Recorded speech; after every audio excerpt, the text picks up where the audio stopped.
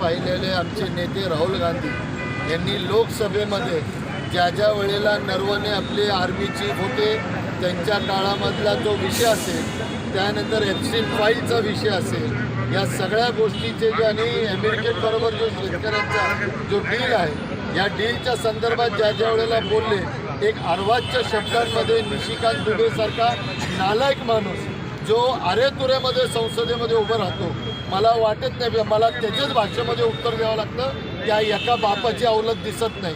कारण हा जरी निवडून आला आहे तरी लोकसभेमध्ये कसं उभं राहायचं आणि कशी भाषा वापरायची हे त्याला कळत नाही.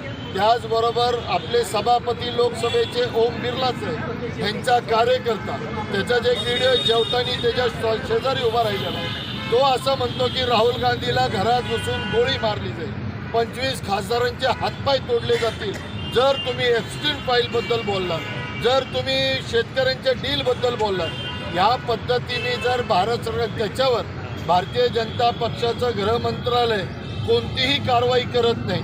मी भारतीय जनता पक्षाच्या नेत्यांना सांगू इच्छितो, राहुल गांधी आणि त्यांच्या आमच्या सर्व नेत्यांच्या सुरक्षितता हीच भारत सरकारची जबाबदारी जरी असली तरी प्रत्येक काँग्रेसचा कार्यकर्ता ही यशस्वीपणे सांभाळण्याची ताकद ठेवतो.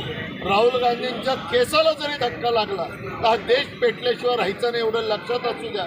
आणि परत एकदा भारतीय जनता पक्षाची जे गुंडगिरी म्हणजे संसदीय कार्यमंत्री रिजिजू असतील, तो निशिकांत दुबे असेल, या राहुल गांधी यांना जीव मारणाऱ्या भाजप कार्यकर्त्याचा, राहुल गांधी यांना जीव मारण्याची धमकी देणाऱ्या भाजप कार्यकर्त्याचा धिक्कार असो, धिक्कार असो, धिक्कार असो, धिक्कार असो.